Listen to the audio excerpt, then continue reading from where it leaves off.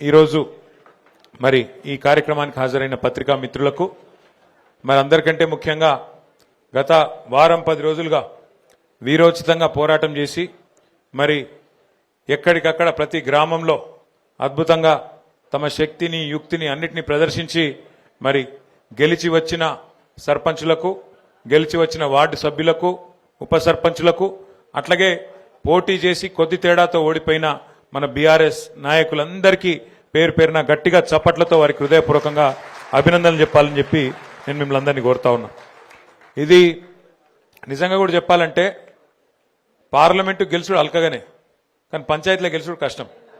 ఎందుకంటే పార్లమెంట్లో మీరు చూస్తూనే ఉన్నారు, కరీంనగర్ పార్లమెంట్లో ఏం చేయకపోయినా ఒక ఆయన గెలుస్తూనే ఉన్నాడు. మీరు 2 సార్లు ఉత్తగానే ఏం చేయకుండా గాలి మాటలు చెప్పుకుంటే గెలిచిపోతున్నాడు. కానీ పంచాయతీ ఎన్నికలు గెలవాలంటే మాత్రం చాలా కష్టం. ఎందుకంటే ఒక్కొక్క మనిషిని పట్టుకోవాలి, ఒప్పించుకోవాలి, మెప్పించుకోవాలి. ఎందుకంటే ఎట్లెట్లా ఓట్లు తగ్గితే అట్లెట్లా ఓట్లకు విలువ పెరుగుతుంది. కాబట్టి ఒక్కొక్క ఓటే కీలకమైతుంది. అక్కడక్కడ టాస్లు గెలిచిన వాళ్ళు ఉన్నారు, అక్కడక్కడ ఒక ఓటుతో గెలిచిన వాళ్ళు ఉన్నారు, అక్కడక్కడ 4 ఓట్లు 5 ఓట్లు 6 ఓట్లు 10 ఓట్లలో గెలిచిన వాళ్ళు ఉన్నారు. కాబట్టి పంచాయతీ ఎన్నికల్లో గెలవడం సామాన్యమైన విషయం కాదు. ఇంకోటి మీకు తెలుసు, అధికార పార్టీగా మనం ఉన్నప్పుడు గతంలో 10 సంవత్సరాలు అధికారంలో ఉన్నప్పుడు ఇక్కడ మన సిరిసిల్లలో కాంగ్రెస్ ఎన్ని సీట్లు గెలిచిందన్నాడు. ఇప్పుడే నేను అడుగుతున్న ఆగన్నను మన రవీంద్రరావు గారిని, యాది కూడా లేదు ఎవరికి. ఎందుకంటే డబల్ డిజిట్లో కూడా రాలే వాళ్ళు. 117 గ్రామ పంచాయతీలు ఉంటే కనీసం 10 సీట్లు కూడా గెలవలేవు వాళ్ళు ఆ రోజు. ఏది మనం అధికారంలో ఉన్నప్పుడు. ఇలా మనం అధికారంలో లేము, నిజానికి ప్రతిపక్షంలో ఉన్నాం. సరే ఉమ్మక్కకు డౌట్ వచ్చింది మనం అధికారంలో ఉన్నామా లేమా అని, కానీ నాకేం డౌట్ లేదక్క, మా వాళ్ళకు కూడా ఏం డౌట్ లేదు. ఇక్కడ అధికారులు, పోలీసు వాళ్ళు, కాంగ్రెస్ వాళ్ళు, వాళ్ళ దౌర్జన్యాలు, వాళ్ళ కిరాతకాలు గత 2 ఏళ్లుగా అనుభవిస్తున్న వాళ్ళందరికీ తెలుసు. మనం ప్రతిపక్షంలోనే ఉన్నాం. కానీ మీరు యాద్ చేసుకోండి ఒకసారి, ఇప్పుడు గత 20-25 రోజులు ఎలక్షన్లు అయినాయి. కనీసం నేను ఏదైనా గ్రామంలోకి వచ్చి మైక్ పట్టుకొని ఉపన్యాసం చెప్పినా, నేను తిరిగినా ఎక్కడైనా, పోనీ ఫోన్ చేసి ఫలానోళ్ళో కోటేయండి ఫలానోళ్ళో కోటేయద్దని చెప్పి నేను అప్పీల్ చేసినా, పక్కన కాంగ్రెస్ ఎమ్మెల్యే వేములవాడలేమో ఊరూరు తిరిగిండు మైక్ వేసుకొని, తిరిగిండా లేదా? ఇక్కడ కాంగ్రెస్ వాళ్ళు కూడా తిరిగిండు ఊరూరు. కానీ ఏం జరిగింది మరి? 117 గ్రామాలుంటే సిరిసిల్లలో 80 గ్రామాల్లో మళ్ళీ గులాబీ జెండాను ఎగిరింది అంటే ఇది మీ గొప్పతనం, నాది కాదు. పార్టీ గొప్పతనం, పార్టీ నాయకత్వం గొప్పతనం, మీ గొప్పతనం. ఎందుకు అంటే ఇవాళ పార్టీ అంత బలంగా ఉంది కాబట్టే క్షేత్రంలో అధికారంలో ఇంకొకరు ఉన్నా, కాంగ్రెస్ ఉన్నా, ఇక్కడ మాత్రం కేసీఆర్ గారి మీద ఉన్న ప్రేమ, కేసీఆర్ గారి మీద ఉన్న నమ్మకం, గులాబీ కండువా గులాబీ జెండా మీద ఉన్న ప్రేమతో 80 మందిని మనోళ్ళని గెలిపించినందుకు సిరిసిల్ల ప్రజలకు హృదయపూర్వకంగా నేను శిరస్సు వంచి వారికి ధన్యవాదాలు తెలియజేస్తున్నా. కాకపోతే మరి సర్పంచ్ ఎలక్షన్ లెక్క నన్ను అడిగితే లెక్క కూడా చెప్తాను, ఎందుకంటే కొన్ని అనుమాన పక్షులు ఉంటాయి, వాళ్ళకి చెప్పాలి. ఎల్లారెడ్డిపేటలో మనం 14 గెలిచినాం, కాంగ్రెస్ 9 గెలిచింది, బీజేపీ ఒక 3 గెలిచింది. అట్లాగే ముస్తాబాద్లో గంభీరావుపేటలో మనం 19 గెలిచినాం, బీజేపీ 3 గెలిచింది, కాంగ్రెస్ 1 కూడా గెలవలేదు. అట్లాగే మనకు ముస్తాబాద్లో మనం 16 గెలిచినాం, కాంగ్రెస్ 3 గెలిచింది, బీజేపీ ఒక 3. మీరు చూస్తే తర్వాత వీర్నపల్లిలో మనం 11, కాంగ్రెస్ 4, 1-2 ఇండిపెండెంట్లు. తంగళ్లపల్లిలో మనం 20. మొత్తం చూస్తే 80 సర్పంచులు మనం గెలుచుకున్నాం. అయితే ఇక్కడ మీ అందరితో నా ప్రార్థన ఒకటి, నిన్నటిదాకా సర్పంచ్ ఎలక్షన్లు జరిగినప్పుడు కొన్ని దగ్గరలో మనోళ్ళే కొట్లాడారు. అటు మనోళ్ళే ఇటు మనోళ్ళే, ఇంకా 2 కాదు, అక్కడక్కడనైతే 3-4 కొట్లాడారు. కొట్లాడినప్పుడు ఎవరికి ఏం చేయాలనో అర్థం కాలేదు. నిజానికి పార్టీ కూడా ఏమవుతుంది, ఒక ఊళ్ళే కొంతమంది అటు పోతారు, కొంతమంది ఇటు పోతారు, కులం పేరు మీదనో లేకపోతే దోస్తాన పేరు మీదనో ఇంకో దాని పేరు మీదనో అలగలగ అవుతారు, కొట్లాడతారు. కానీ ఇప్పుడు మన ఎండాకాలం వచ్చిందంటే మన దగ్గర క్రికెట్ మ్యాచ్లు పెట్టుకుంటాం, ఊళ్ళల్లో క్రికెట్ మ్యాచ్లు, వాలీబాల్ మ్యాచ్లు, కబడ్డీ మ్యాచ్లు పెట్టుకుంటాం. పెట్టుకున్నప్పుడు ఏమవుతుంది, ఊళ్ళోనే 4 టీంలు అవుతాయి, కొట్లాడతాం, ఒకళ్ళే గెలుస్తారు, మిగతా 3 టీంలు ఉంటాయి. మరి అదే ఊరోళ్ళు వాళ్ళు కూడా. కానీ గేమ్ అయిపోగానే కలిసిపోతామా లేదా, మళ్ళీ సాయంత్రం దావత్ చేసుకుంటామా లేదా? ఇప్పుడు కూడా గట్లే దయచేసి మీరు ఉండాలని చెప్పి నేను కోరుతున్నాను. ఎందుకంటే సర్పంచ్ ఎలక్షన్ అయిపోయింది, ఇక పగలు పంచాయతీలు నిన్న మొన్నటిదాకా కొట్లాడినాం కదా, రేపటి నుంచి వాడిని ముఖం చూడొద్దు, వాడు నన్ను తిట్టిన రోజు ఫలానా కాడ గిట్లా అన్నాడు గట్లా అన్నాడు అని జర మనసులో పెట్టుకోకుండ్రి. ఎందుకంటే మళ్ళీ 4 రోజులకే మళ్ళీ ఎలక్షన్లు ఉన్నాయి. ఇప్పుడు మనకు మళ్ళీ జిల్లా పరిషత్ ఉన్నది, మండల పరిషత్ ఉన్నది, ఈసారి కారు గుర్తుంటది, కేసీఆర్ గారు ఉంటారు. కాబట్టి ఈసారి మాత్రం మళ్ళొక్కసారి క్లస్టర్ బై క్లస్టర్ మనకు గ్రామ పంచాయతీలు 117 ఉన్నాయి, కానీ ఎంపీటీసీలు 57 ఉన్నాయి. కాబట్టి ఈ 117 నేను గౌరవ జిల్లా పార్టీ ప్రెసిడెంట్ గారిని మా మండలాల అధ్యక్షుల్ని కూడా నేను కోరుతా ఉన్నా, ఏ క్లస్టర్కు ఆ క్లస్టర్, 2 ఊర్లు ఉంటే 2 ఊర్లు, 3 ఊర్లు ఉంటే 3 ఊర్లు, ఒక టీం చేసి ఇప్పటి నుంచే ఒక లెక్క, ఒక ఆలోచన. 57 ఎంపీటీసీలకు గాను 5 జెడ్పీటీసీలకు గాను మన ప్రణాళిక ఏంది? నిన్నటిదాకా కొట్లాడినాం, సరే మరి రేపటి నుంచి మనం ఎట్లా పనిచేద్దాం, ఎట్లా 57 ఎంపీటీసీలు గెలుచుకుందాం అనే దిశగా ఇప్పటి నుంచే మన ఆలోచన మొదలు కావాలి. ఎక్కడెక్కడైనా పంచాయతీలు ఉంటే దయచేసి ఇప్పటి నుంచే మండలాల వారీగా సమన్వయం చేసుకొని ముందుకు నడవాలని చెప్పి నేను మిమ్మల్ని కోరుతా ఉన్నా. దయచేసి ఇక్కడ గెలిచిన వాళ్ళు, అట్లాగే ఓడిపోయిన వాళ్ళు, నిలబడ్డ వాళ్ళు అందరికి కూడా నా ప్రార్థన, ఇది పార్టీ యొక్క ప్రతిష్టకు సంబంధించిన అంశం. కాబట్టి మనందరం కూడా ఐకమత్యంగా ముందుకు పోదాం. రేపు జిల్లా పరిషత్ ఎంపీటీసీ ఎలక్షన్లు ఎప్పుడు పెట్టినా, నిన్న మొన్నటిదాకా ఏమనుకున్నామంటే మరి కాంగ్రెస్ ప్రభుత్వం డిసెంబర్ ఆఖరి వారంలోనే నోటిఫికేషన్ ఇస్తుంది జిల్లా పరిషత్కు సంబంధించి అని చెప్పి వార్తలు వచ్చినాయి. కానీ నిన్న ముఖ్యమంత్రి గారి మాట చూస్తే మనసు మార్చుకున్నట్టు అనిపిస్తున్నది. ఎందుకంటే బీఆర్ఎస్ ఈ స్థాయిలో కొడుతుందని ఆయన కూడా అనుకోలే పాపం. ఈ స్థాయిలో అపోజిషన్లు ఉంటే కూడా కేసీఆర్ గారు కాలు బయటకు పెట్టకుండానే, కేసీఆర్ గారు కనీసం నోరు విప్పకుండానే మరి 12,000 సర్పంచులుంటే 32-33% మొత్తం రాష్ట్రంలో బీఆర్ఎస్ కొట్టింది అంటే ఆ దెబ్బకు మరి ఆయన వెనుకకు పోయినట్టే కనబడతా ఉన్నది. ఆ దెబ్బకు మరి వెనుకకు పోతాడేమో, పెట్టడేమో ఇప్పట్లా అని నేను అనుకుంటా ఉన్నా. కానీ దబ్బన పెడితే కూడా తయారుందాం. ఎక్కడోళ్ళం అక్కడ మనం ఇంతజాం చేసుకుందాం, ఎక్కడోళ్ళం అక్కడ ప్రణాళికలు రూపొందించుకుందాం. ఇక ఓడిపోయిన అభ్యర్థులు ఉంటారు, తక్కువతో ఓడిపోయిన ఉన్నారు. మన తంగలపల్లిలో మండల కేంద్రంలో 30 ఓట్లతోనే పాపం అంకార రవీందర్ గారు, గంత పెద్ద ఊళ్ళే 30 ఓట్లు అంటే ఏముంటుంది, 0.0002% అది ఉంటుంది. దాన్ని లెక్క తీస్తే ఒక గంతతో పోయింది. నేను ఓడిపోయిన క్యాండిడేట్లను కూడా నేను కోరుతా ఉన్నా, దయచేసి మీరు కూడా జనంలో యాక్టివ్ ఉండండి. ఓడిపోయినామని చెప్పి బీరిపోకండి, ఓడిపోయినామని చెప్పి దుప్పటి కప్పుకొని ఇంట్లో వండుకోవద్దు. చలికాలం నాకు ఎరికే, కానీ అట్లా అని చెప్పి ఇంట్లో ఉండొద్దు. ఎందుకంటే ఓడిపోయినాక ఇల్లు తిరిగి థ్యాంక్స్ చెప్పి రావాలి. ఓట్లు వేసిరు మీకు అందరు, గెలిచిన వాళ్ళు చెప్పాలి, ఓడిపోయిన వాళ్ళు కూడా చెప్పాలి. గెలిచిన వాళ్ళు కూడా నేను గెలిచిన కదా, ఇక నేను 5 ఏళ్ళు మళ్ళా ఎలక్షన్ కొట్లాడేది లేదు, నాకేందంటే నడవది. కంపల్సరీ ఇంటింటికి పోవాలి, దండం పెట్టాలి. ఎవరెవరైతే ఎలక్షన్ ముందు కలిసినరో, ఎవరెవరైతే ఎలక్షన్ ముందు ఓటేయమని కోరుకున్నారో, మీరు కోరినరో, అందులో కొంతమంది మీకు వేయలే, అయినా సరే మీకు తెలుసు వాళ్ళు వేయలేదని కూడా మీకు తెలుసు, అయినా సరే పోవాలి.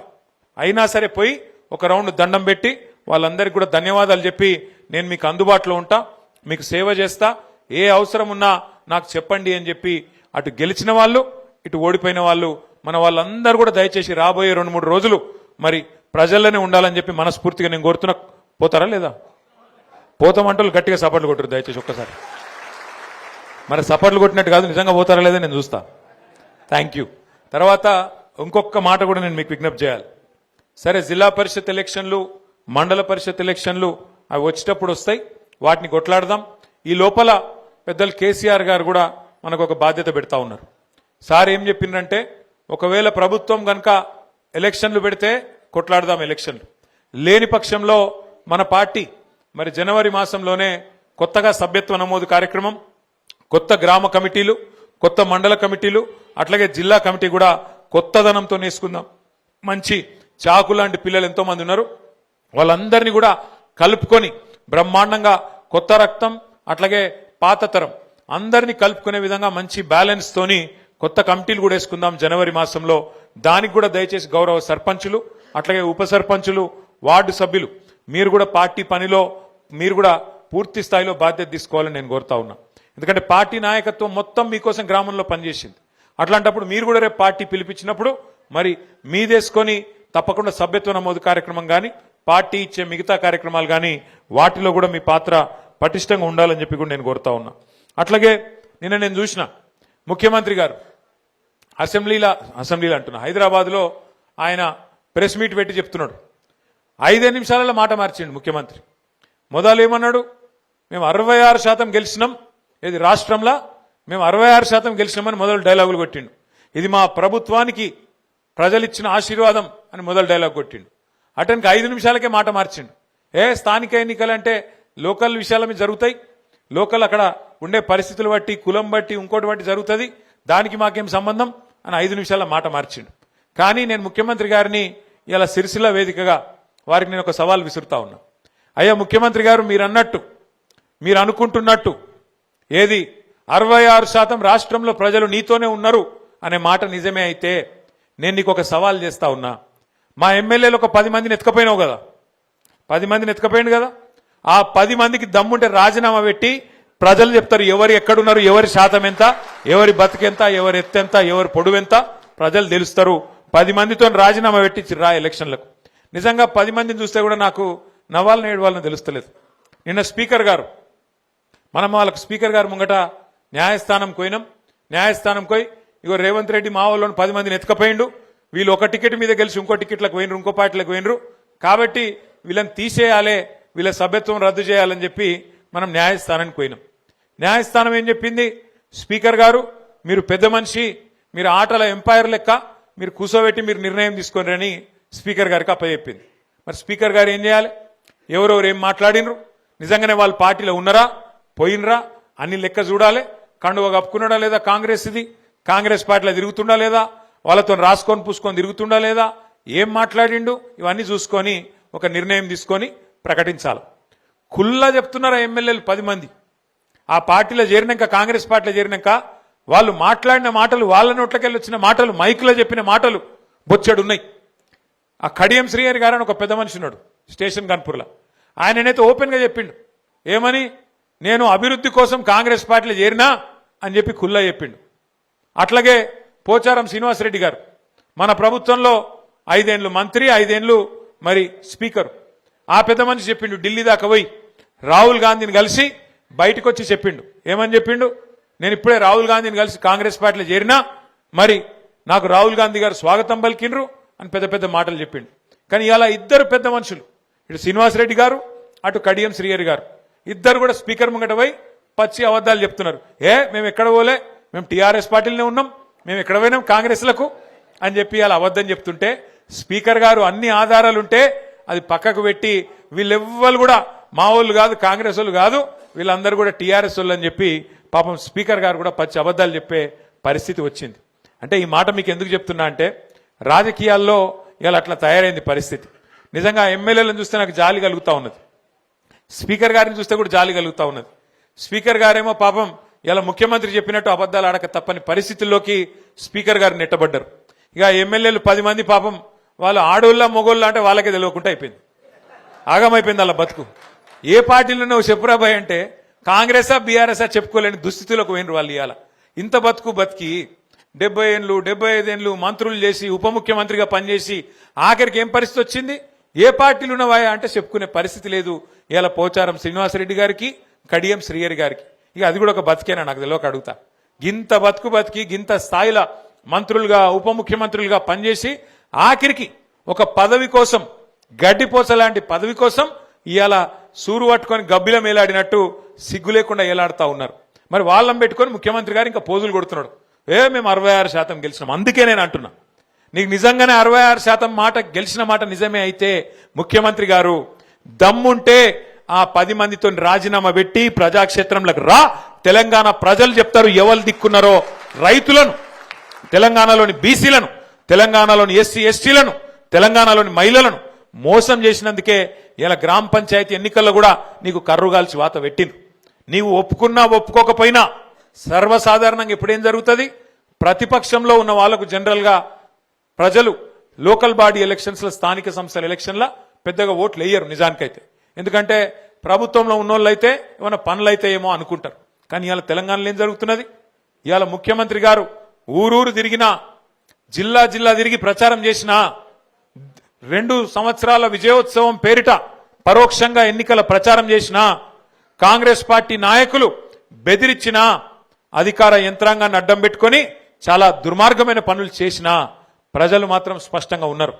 మళ్ళా కేసీఆరే రావాలే, మళ్ళా గులాబీ జెండానే ఎగరాలే, మళ్ళా పల్లెళ్ళు బాగుపడాలి అంటే ఖచ్చితంగా మళ్ళీ బీఆర్ఎస్ఏ రావాలి అనే ఆలోచనతోని ఇవాళ సిరిసిల్లలో ఇచ్చిన తీర్పు మీకు ఒక నిదర్శనం అని చెప్పి నేను విజ్ఞప్తి చేస్తా ఉన్నా.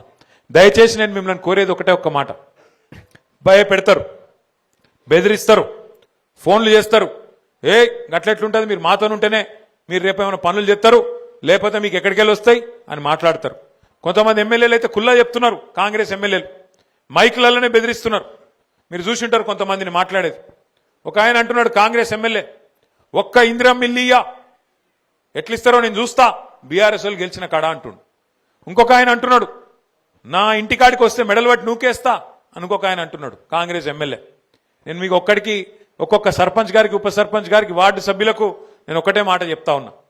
ఇవాళ ఎమ్మెల్యేలకు ఇచ్చే నిధులు కానీ సర్పంచ్లకు వచ్చే నిధులు కానీ ఎంపీలు ఖర్చు పెట్టే నిధులు కానీ ప్రభుత్వం ఖర్చు పెట్టే ప్రతి పైసా ఇదంతా కూడా ప్రజల సొమ్ము. పన్నుల రూపంలో మీరు ప్రజలు మనకు గట్టే సొమ్మునే మనం ధర్మకర్తల్లాగా వారు ఎన్నుకున్న ప్రజాప్రతినిధులు కాబట్టి మళ్ళా తిరిగి వాళ్ళ కోసమే ఖర్చు పెడతాం తప్ప ఇదేదో నా ఇంటెనక పొలం అమ్ముడో లేకపోతే రేవంత్ రెడ్డి గారు ఆయన ఇంటెనక పొలం అమ్మో కడతలేడు, ఎవరి ఇంటెనక పొలం అమ్మి వచ్చి సొంత పైసలతో పెట్టిన పైసలు కావి. అందుకే ఏ ఎమ్మెల్యే అడ్డం పొడుగు మాట్లాడినా ఏ ఎమ్మెల్యే చిల్లర మల్లరగా మాట్లాడినా మనం పట్టించుకునే అవసరం లేదు. ఎందుకంటే అది అయ్య సొత్తు కాదు, వాళ్ళ అత్త సొమ్ము కాదు. వాళ్ళు ఇష్టం వచ్చినట్టు మీకు ఇష్టం ఉన్నట్టు ఇయ్యనికి లేకపోతే ఇవ్వకుండా ఉండేతందుకు. భారతదేశంలో ఒక రాజ్యాంగం ఉన్నది. ఆ రాజ్యాంగం రాసిన మహానుభావుడు డాక్టర్ బాబాసాహెబ్ అంబేద్కర్ గారు. ఆ అంబేద్కర్ గారు రాసిన రాజ్యాంగంలో స్పష్టంగా 5 అంచెల్లో ప్రభుత్వాన్ని ఎట్లా నడపాలనో రాసి ఉన్నది. 5 అంచెలు అంటే కింద గ్రామాలలో గ్రామ పంచాయతీ ఒక ప్రభుత్వం, కొద్దిగా మీదికోతే మండల స్థాయిలో మండల ప్రభుత్వం, పట్టణం అయితే మున్సిపాలిటీలో మున్సిపల్ ప్రభుత్వం ఉంటుంది. ఇంకొద్దిగా మీదికోతే జిల్లా ప్రభుత్వం ఉంటుంది, జిల్లా పరిషత్ ఉంటుంది. ఇంకొద్దిగా పైకి పోతే రాష్ట్ర ప్రభుత్వం ఉంటుంది, ఆ పైన కేంద్ర ప్రభుత్వం ఉంటుంది. ఏ ప్రభుత్వానికి ఆ పని వాళ్ళ పని వాళ్ళకు ఉన్నది. ప్రజాస్వామ్యంలో ఎవరు చేసే పని వాళ్ళు చేయాలి. గాడిద చేసే పని గాడిది, కుక్క చేసే పని కుక్క, గుర్రం చేసే పని గుర్రం, ఇట్లా ఎవల పని వాళ్లకు విభజించబడి ఉన్నది, ఎవలది వాళ్లకు నిర్ణయించబడి ఉన్నది రాజ్యాంగం ప్రకారం. ఇందులో ఒకరికొకలకు ఎవరికేమి ఒకరి మీద ఒకరు డిపెండెంట్ కాదు, ఒకరి మీద ఒకరు ఆధారపడి లేరు. కలిసి పనిచేయాలి, సమన్వయంతో పనిచేయాలి. కానీ ఇప్పుడు మోడీ గారు నేను పైసలు ఇయ్యా అంటే రేవంత్ రెడ్డి దుకాణం బంద్ అవుతుందా? కాదు. ఇక్కడ రాష్ట్రానికి ఉండే ఆదాయాలు, రాష్ట్రానికి ఉండే వనరులు ఇక్కడ ఉంటాయి. 10 ఏళ్లు కేసీఆర్ గారు ఉన్నప్పుడు మోడీ గారు సహకరించలే, అట్లని చెప్పేసి మనం ఊకున్నామా? పని చేయలేదా? బ్రహ్మాండంగా పెన్షన్లు పెంచుకోలేదా? 200 పెన్షన్ 2000 చేసుకోలేదా? రైతు బంధు ఇచ్చుకోలేదా? కళ్యాణ లక్ష్మి ఇచ్చుకోలేదా? షాదీ ముబారక్ ఇచ్చుకోలేదా? రైతు బీమా ఇచ్చుకోలేదా? భారతదేశంలో ఎక్కడ లేని పనులు చేసుకోలేదా? చేసుకున్నాం. కేంద్ర ప్రభుత్వం సహకారం చేయకపోయినా, రూపాయి ఇయ్యకపోయినా రాష్ట్రంలో మాత్రం కేసీఆర్ గారి నాయకత్వంలో అభివృద్ధి చేసుకున్నాం. అట్లాగే గ్రామ పంచాయతీల విషయంలో కూడా మీకు హక్కుగా, మీకు రాజ్యాంగబద్ధంగా, మీకు కానూన్ ప్రకారం, మీకు కాయిదా ప్రకారం రావాల్సిన పైసలు ఫైనాన్స్ కమిషన్ ద్వారా మీకే వస్తాయి. అందులో ఏలు పెట్టే అధికారం ఎమ్మెల్యేగా నాకు లేదు, ఎంపీగా బండి సంజయ్కి లేదు, రాష్ట్ర ముఖ్యమంత్రిగా రేవంత్ రెడ్డికి కూడా లేదు, ఎవ్వలకు లేదు. ఎందుకంటే ఫైనాన్స్ కమిషన్కి వెళ్ళి వచ్చే పైసలు సీదా వచ్చేది 70 పైసలు. రూపాయి వస్తే 70 పైసలు సీదా గ్రామ పంచాయతీ అకౌంట్లకే వస్తాయి. ఆ రూపాయిల 20 పైసలు మండల పరిషత్ అకౌంట్లకు పోతాయి, ఒక 10 పైసలు జిల్లా పరిషత్ అకౌంట్లకు పోతాయి. అంటే 70, 20, 10 ఈ రేషియోలో మరి ఫైనాన్స్ కమిషన్కి వెళ్ళి వచ్చే పైసలు, అది కేంద్ర ప్రభుత్వం ద్వారా వచ్చే పైసలు కానీ రాష్ట్ర ప్రభుత్వం నుంచి విడుదలయ్యే పైసలు కానీ కానూన్ ప్రకారం, రాజ్యాంగం ప్రకారం మీ అకౌంట్లకే రావాలి. అందులో ఎవ్వలకు కూడా ఆపే అధికారం కానీ ఎవ్వలకు కూడా ఏలు పెట్టే అధికారం కానీ పొరపాటున కూడా లేదు. ఈ విషయం ముందు మీరు తెలుసుకోవాలి గౌరవ సర్పంచులు. అట్లాగే రెండో మాట కూడా నేను మీకు విజ్ఞప్తి చేస్తా ఉన్నా. మీరు అనుకోవచ్చు అన్నా మరి కరెక్టే, మా హక్కులేంది, మాకుండే బాధ్యత లేంది, మరి ఎట్లా ఎవరు చెప్పాలి అనేది కూడా మీరు అనుకోవచ్చు. ఏం చేద్దామంటే జిల్లా పరిషత్ ఎలక్షన్లు, మండల పరిషత్ ఎలక్షన్లు అయిపోయినాక మొత్తం గెలిచిన ఎంపీటీసీలు, గెలిచిన సర్పంచులు, అట్లాగే జెడ్పీటీసీలు అందరం కూడా కూర్చొని పంచాయతీరాజ్ చట్టానికి సంబంధించిన నిపుణులు, నిష్ణాతులు, మన పార్టీ నాయకులే కాదు చాలా మంది పెద్దలు కూడా ఉన్నారు, వాళ్ళని కూడా పిలుచుకొని మీకు ప్రత్యేకంగా వర్క్ షాప్ ట్రైనింగ్ కూడా నిర్వహించి శిక్షణ కార్యక్రమాలు కూడా పెడతాం. దానివల్ల ఏమవుతుందంటే మీకు మీ బాధ్యత తెలుస్తుంది, మీ హక్కుల గురించి తెలుస్తుంది. మిమ్మల్ని ఎవడు బెదిరించినా బెదరాల్సిన అవసరం లేదు. వార్డు సభ్యులు కానీ, ఉప సర్పంచ్ కానీ, సర్పంచ్ గారు కానీ ఎట్లా పనిచేయాలో కూడా తెలుసుకునే అవకాశం ఉంటుంది. ఆ కార్యక్రమం కూడా తొందరలోనే ఏర్పాటు చేసుకుందాం, సంక్రాంతి తర్వాతనో ఆ తర్వాతనో ఏర్పాటు చేసుకుందామని చెప్పి కూడా నేను మీకు తెలియజేస్తా ఉన్నా. ఇది నేను ఎంపీటీసీ జెడ్పీటీసీ ఎలక్షన్ తర్వాత అని ఎందుకంటున్నా అంటే దాని వెనుక కూడా ఒక చిన్న మర్మం ఉంది. ఇప్పుడు ఏమైతుందంటే నేను గతంలో పంచాయతీరాజ్ మంత్రిగా కూడా పనిచేసిన. ఏమైతుందంటే గ్రామ పంచాయతీలేమో సిరిసిల్లలో 117 ఉన్నాయి, ఎంపీటీసీలేమో 57 ఉన్నాయి. ఇప్పుడు ఎంపీటీసీ గారు ఏమనుకుంటారో తెలుసా, రేపు గెలిచినాక అగో సర్పంచ్ ఏమో ఒక ఊళ్ళో గెలిచిండు, నేనేమో 3 ఊళ్ళ మధ్యలో గెలిచిన, మరి నేను పెద్దోన్ని కదా, నా గ్రామ పంచాయతీలో కుర్చీ లేకపోతే ఎట్లా, మరి నాకు పెద్దరికం ఉండాలి కదా అని ఎంపీటీసీ గారు అనుకుంటారు. కానీ నిజానికి చెప్పాలంటే మన మన రాజ్యాంగం కానీ మన పంచాయతీరాజ్ చట్టం కానీ చాలా స్పష్టంగా ఉన్నది. ఎవరి బాధ్యత ఏంది, సర్పంచ్ బాధ్యత ఏంది, ఎంపీటీసీ బాధ్యత ఏంది, మండల పరిషత్ బాధ్యత ఏంది, జెడ్పీటీసీ బాధ్యత ఏంది, కౌన్సిలర్ ఏం చేయాలి, చైర్మన్ ఏం చేయాలి, ఎవరి పాత్ర వాళ్లకు స్పష్టంగా నిర్వచించబడి ఉన్నది. ఇప్పుడు మీరందరూ టీవీలలో ప్రకటన చూసే ఉంటారు, భగవంతునికి భక్తునికి అనుసంధానమైంది ఏమిటిది? వా, నేను చెప్తున్నా అంబికా దర్బారునికి అయితే నేను ఎంత ప్రచారం చేస్తున్నా అంటే వాళ్ళు నాకేమని ఇవ్వాలి పైసలు లెక్కకైతే గత ప్రచారం చెప్తున్నా నేను. ఆ అంబికా కృష్ణ గారు ఎక్కడున్నాడో, అయ్యా టీవీలో చూస్తే జల్ది వచ్చి మా సిరిసిల్ల కొంత సాయం చేసిపో. నేనేమంటున్నా అంటే భగవంతునికి భక్తునికి అనుసంధానం ఏమిటిది? అగరవత్తి. గట్లనే గ్రామ పంచాయతీకి మండలానికి అనుసంధానంగా ఉండేది ఎవరు? ఎంపీటీసీ గారు. ఆయన గ్రామ పంచాయతీల కుర్చీ కోసం కొట్లాడద్దు ఎంపీటీసీ గారు. ఆయన ఏం చేయాలంటే 70-20-10 పైకెళ్ళి రూపాయి వస్తే కేంద్ర ప్రభుత్వంకి వెళ్ళి కానీ రాష్ట్ర ప్రభుత్వంకి వెళ్ళి కానీ వచ్చే రూపాయల 10 పైసలు జిల్లా పరిషత్కి పోతాయి, 20 పైసలు మండల పరిషత్కి పోతాయి, 70 పైసలు గ్రామ పంచాయతీకి వస్తాయి. వచ్చినప్పుడు మరి ఆ 20 పైసలు ఏవైతే మండల పరిషత్లు ఉన్నాయో వాటిని మా ఊర్లో ఎట్లా పెట్టాలి, అందులోకెళ్ళి కొంత తెచ్చుకొని మా ఊర్లో సర్పంచ్ గారితో సమన్వయంగా, ఇప్పుడు సర్పంచ్ గారు సీసీ రోడ్ వేస్తున్నారు, నువ్వు కూడా మళ్ళీ అదే రోడ్ తెనలావు, పక్కకు మోరో లేకపోతే ఇంకోటో ప్రజలకు పని కొట్టేది కలిసిమెలిసి ఎట్లా పనిచేయాలి, ఒక సమన్వయం కోసమే ఎంపీటీసీ గారు. అట్లాగే జిల్లా పరిషత్కు మండల పరిషత్కు మధ్యలో సమన్వయకర్త ఎవరు? జెడ్పీటీసీ గారు. జిల్లా పరిషత్ ప్రాదేశిక సభ్యులు ఎవరైతే ఉంటారో వాళ్ళ బాధ్యత ఏంటంటే ఆ జిల్లా పరిషత్కు వచ్చే 10 పైసలు దాంతోపాటు జిల్లా పరిషత్ కొన్ని వేరే నిధులు కూడా ఉంటాయి, అందులోకెళ్ళి మండలానికి ఏం ఖర్చు పెట్టాలి, ఎక్కడ పెట్టాలి, ఎట్లా పెట్టాలి, ఆడ అవసరం ఏమున్నది, అక్కడ ఉండే మండలంలో ఉండే మండల పరిషత్ సభ్యులతో ఎంపీటీసీలతో సర్పంచ్లతో సమన్వయం చేసుకొని అందరం కలిసిమెలిసి నడిచే విధంగా ఈ వ్యవస్థ ఏర్పాటు చేయడం జరిగింది. అందుకే నేను మిమ్మల్ని అందరినీ కోరేది, దయచేసి ఏ పంచాయతీ పెట్టుకునే అక్కర్లేదు. సర్పంచ్ గారి పని సర్పంచ్ గారికి ఉన్నది, ఉప సర్పంచ్ పని ఉప సర్పంచ్కి ఉన్నది, వార్డు సభ్యులకు వాళ్ళ పని ఉన్నది, ఎంపీటీసీకి వాళ్ళ పని ఉన్నది, అట్లాగే జెడ్పీటీసీకి ఎంపీపీకి ఎవరి పని వాళ్లకు స్పష్టంగా రాయబడి ఉన్నది. అందుకే ఒకరితోనొకరు పంచాయతీ పెట్టుకోకుండా నిన్నటిదాకా జరిగిన పంచాయతీలు కూడా మర్చిపోయి మరి రేపటి నుంచి కలిసిమెలిసి ముందుకు నడవాల్సిన బాధ్యత మన మీద ఉన్నదనే మాట నేను మీకు ముందుగా మళ్ళొక్కసారి గుర్తు చేస్తా ఉన్నా. అట్లాగే ఇంకొక మాట మాత్రం చెప్పి నేను ముగిస్తాను. మీ అందరికి తెలుసు మీరు గెలిచింది 5 ఏళ్ల కోసం. సో 5 ఏళ్లల్లా ఇప్పుడు ఇంకో 2 ఏళ్ళు 2.5 ఏళ్ళు కాంగ్రెస్ ప్రభుత్వమే ఉంటుంది. ఇక ఈ 2-2.5 ఏళ్ళు వీళ్ళైతే ఏం చేయరు, నేను ముందే చెప్తున్నా మీకు. ఎందుకంటే వాళ్ళతోనేం కాదు, వాళ్ళకి ఆ తెలివి కూడా లేదు, వాళ్ళకేమైనా చేయాలన్న ఆరాటం లేదు, వాళ్ళకి ఏమీ లేదు, తెలియదు. ఎందుకు తెలియదు అంటున్నా అంటే ఉత్తగానే అంటలేను, నాకేం అక్కస్తోని అంటలేను. 10 ఏళ్ళు కేసీఆర్ గారు పల్లెలను ఎట్లా బాగు చేసిండో మీ కళ్ళ ముంగట్నే ఉన్నది. కేసీఆర్ గారి ప్రభుత్వంలో ఎంత గొప్పగా మనం పనిచేసినామో కూడా మీ కళ్ళ ముంగట్నే ఉన్నది. ఇలా అప్పుడప్పుడు ఊళ్ళు తిరుగుతున్నప్పుడు చాలా సంతోషం అవుతుంది. నేను ఆ మధ్యన ఒకసారి ఆ గూడెం మీదకి వెళ్ళి కొండాపూర్ పోయేటప్పుడు ఆ రామరెడ్డి పల్లె మీదకి వెళ్ళి మధ్యలోకి మనం వేసుకున్న రోడ్లోకి వెళ్ళి పోయినా. ఆ రోడ్డుకి వెళ్ళిపోతే ఎంత అందంగా అనిపించిందంటే మొత్తం చెట్లు, 2 దిక్కుల చెట్లు బ్రహ్మాండంగా స్వాగతం పలుకుతూ ఆడికి ఈడికి అద్భుతంగా ఒక ఆర్చ్ లెక్క, ఒక కమాన్ లెక్క 2 చెట్లు కలిసి ఒక హరితహారం లెక్క బ్రహ్మాండంగా అట్లా చెట్లు పెట్టించిన ఘనత, 270 కోట్ల మొక్కలు పెట్టించిన ఘనత మన నాయకుడు కేసీఆర్ గారు. ఊరూరికి చెట్లు పెట్టించుడే కాదు, 85% ఆ మొక్కలు బతకాలే, భవిష్యత్ తరాలకు పనికి రావాలే అని చెప్పి ఊరూరికి ఒక ట్యాంకర్ కొనిచ్చిండు కేసీఆర్ గారు.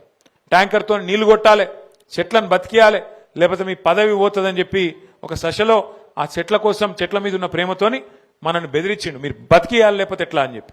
అట్లాగే ఊళ్ళో చెత్త తీయాలి, సాఫ్ ఉండాలి, లేకపోతే రోగాలు వస్తాయి, మన పిల్లలకే గోస అవుతుందని చెప్పి ప్రతి ఊరికి ఒక ట్రాక్టర్, ప్రతి పల్లెకు ఒక ట్రాక్టర్ కొనిచ్చిండు కేసీఆర్ గారు. ఇలా ట్రాక్టర్ల డీజిల్ కూడా పోతలేరు కాంగ్రెస్ వాళ్ళు, వాస్తవం చెప్పాలంటే. ట్రాక్టర్ల డీజిల్ లేవు, ట్యాంకర్ల నీళ్లు లేవు, ఆఖరికి బుగ్గలు ఖరాబ్ అయితే ఎల్ఈడి బుగ్గలు పెట్టినాం, బుగ్గలు మార్చేటోడు కూడా లేదు. అట్లాంటి పరిస్థితి తీయాలి, చెత్త తీసేటోడు లేడు, బుగ్గ మార్చేటోడు లేడు, అట్లా ఆగమాగం అయిపోయింది మళ్ళీ తెలంగాణ పల్లె పరిస్థితి ఈ 2 ఏళ్లలో కేసీఆర్ గారు లేకపోతే. అందుకే గౌరవ సర్పంచ్లను నేను కోరుతా ఉన్నా, నిన్న మొన్నటిదాకంటే మీరు లేరు, ఇలా మీరు వచ్చిండ్రు, 22 నాడు మీరు ప్రమాణ స్వీకారం చేస్తున్నారు. మరి 22 ప్రమాణ స్వీకారం చేసిన తర్వాత మీరు బాధ్యతగా తీసుకోండి. మీకు గవర్నమెంట్ల నుంచి, కేంద్రం నుంచి, రాష్ట్రం నుంచి మీకు హక్కుగా రావాల్సిన డబ్బులు ఇప్పించే బాధ్యత నాది. తప్పకుండా కొట్లాడి ఇప్పించే బాధ్యత నాది. ఆ విషయంలో మీరు భయపడాల్సిన అవసరం లేదు. మనకు అసెంబ్లీలో జాగున్నది, పార్లమెంట్లో జాగున్నది. ఏడ కొట్లాడినా అట్లా కొట్లాడదాం. మీకు డబ్బులు వచ్చేటట్టు ఇంతజాం చేద్దాం. కొట్లాడి మీకు ఇప్పించే ప్రయత్నం మేము చేస్తాం. తప్పకుండా నాకు విశ్వాసం ఉంది. వాళ్ళకి ఇయ్యక తప్పది. కానూన్ ప్రకారం వాళ్ళు ఇయ్యాల్సిందే. అవి మీ అకౌంట్లోకి రావాల్సిందే.